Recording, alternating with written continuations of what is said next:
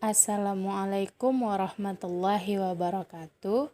Kami dari kelompok 9 Sejarah Peradaban Islam. Saya Siska Amelia dan rekan-rekan saya yaitu Nur Aisyah dan Putri Adelia. Di sini kami akan menjelaskan materi kami yang berjudul Peradaban Islam pada masa Safawi.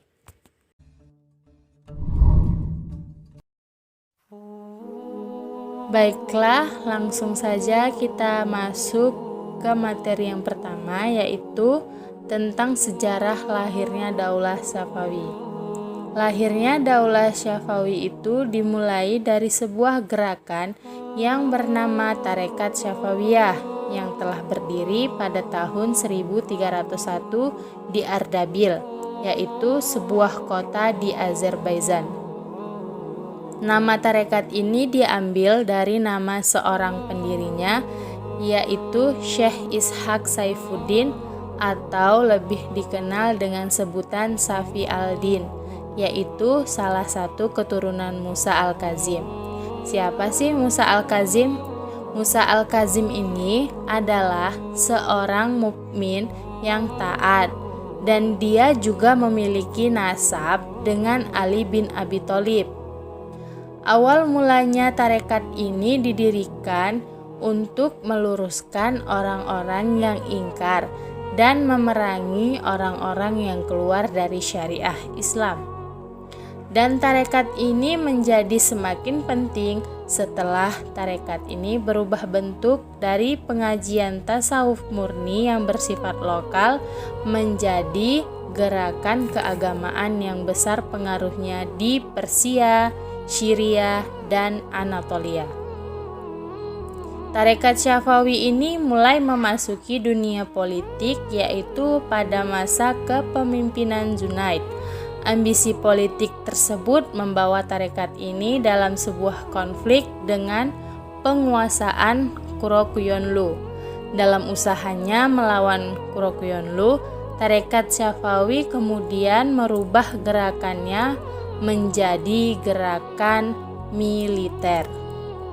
Para khalifah dinasti Syafawi yaitu yang pertama Syekh Ismail I, yang kedua Syekh Tahmasp, yang ketiga Ismail II, yang keempat Muhammad Khubanda, yang kelima Syekh Abbas I, yang keenam Safi Mirza, yang ketujuh Syekh Abbas II, yang kedelapan Sulaiman, yang ke-9 Syekh Hussein, yang ke-10 Tahmasp II, yang ke-11 Abbas III.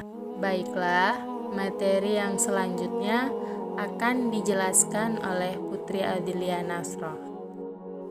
Baik, materi kedua akan saya lanjutkan, yaitu strategi dan kebijakan pemerintahan Syafawi. Kondisi kerajaan Safawi yang memprihatinkan itu baru bisa diatasi setelah Raja Safawi kelima, yaitu Abbas, ketika dia naik tahta pada tahun 1588 sampai 1628 Masehi. Langkah-langkah yang ditempuh oleh Abbas I dalam rangka memulihkan kerajaan Safawi yaitu yang pertama, yang berusaha menghilangkan dominasi pasukan Qizilbash dengan cara membentuk pasukan baru yang berasal dari budak dan tawanan perang bangsa Zerzia, Armenia, dan Sirkasia. Yang kedua, mengadakan perjanjian damai dengan Turki Utsmani dengan jalan menyerahkan wilayah Azerbaijan dan Zerzia.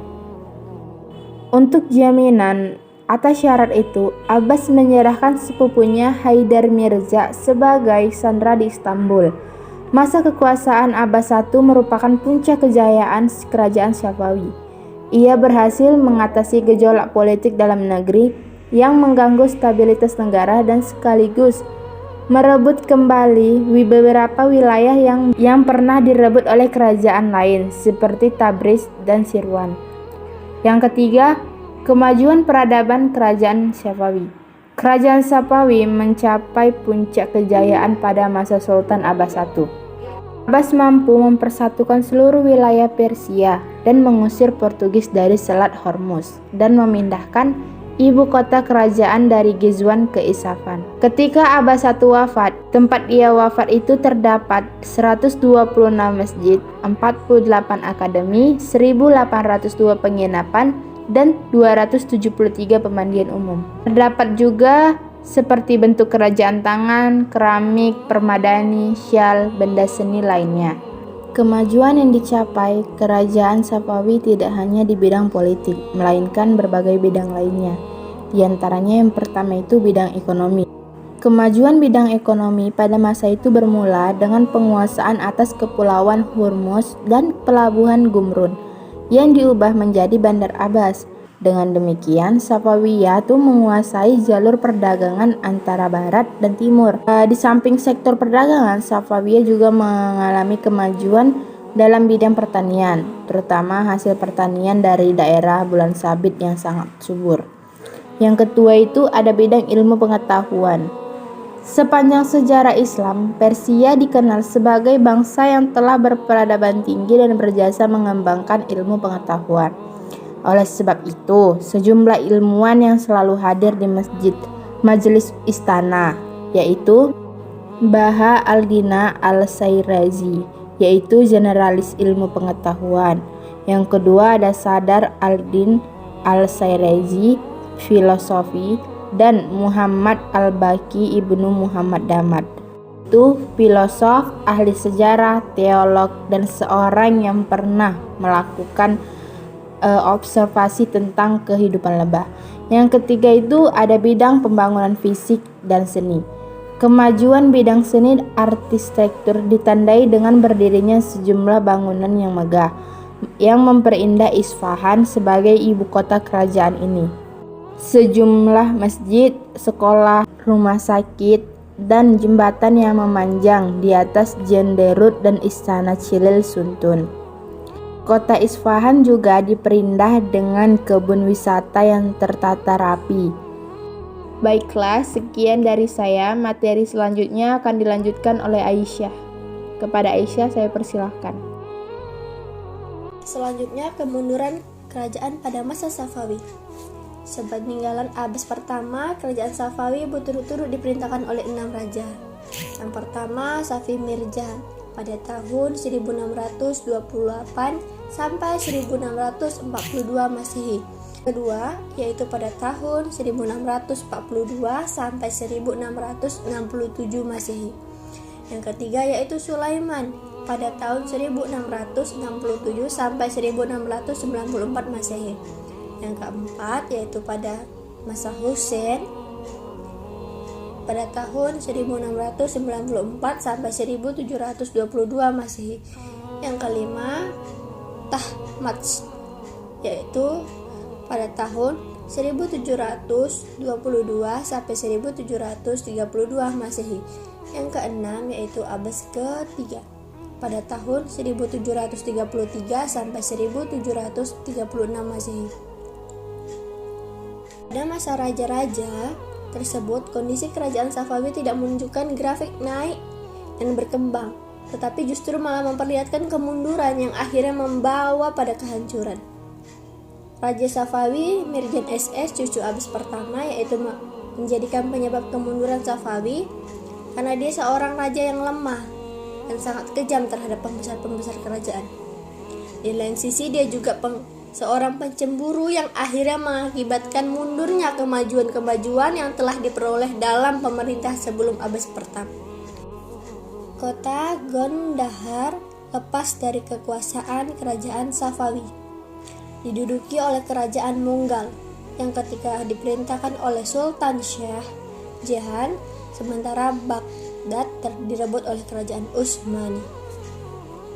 Abbas kedua adalah raja yang suka minum minuman keras sehingga ia jatuh sakit dan meninggal. Sebagai Abbas kedua, Sulaiman juga seorang pemabuk.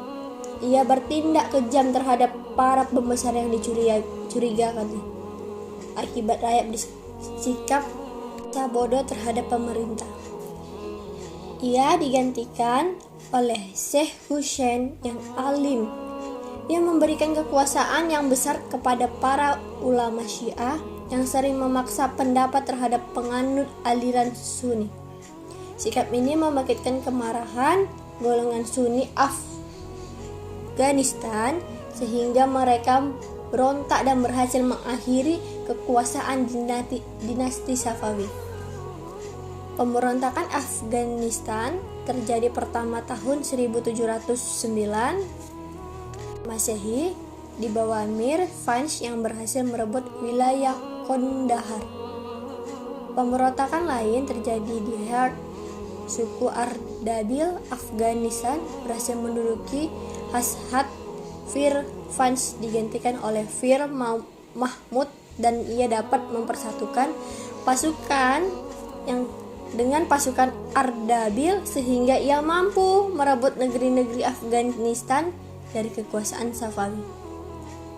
Faktor-faktor kemunduran kerajaan Safawi antara lain sebagai berikut. Pertama, konfliknya yang berkepanjangan dengan kerajaan Utsman. Berdirinya kerajaan Safawi yang bermazhab Syiah merupakan ancaman kerajaan Utsmani.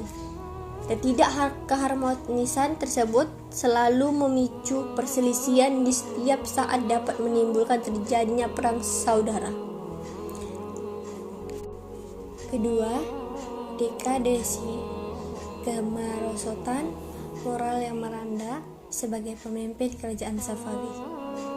Ketiga, pasukan gulam yaitu budak-budak yang dibentuk Abbas. Pertama, ternyata tidak memiliki semangat perjuang yang tinggi seperti Hizbullah. Hal ini disebabkan mereka tidak memiliki ketahanan mental karena dipersiapkan secara tertatih dan tidak memiliki bekal rohani.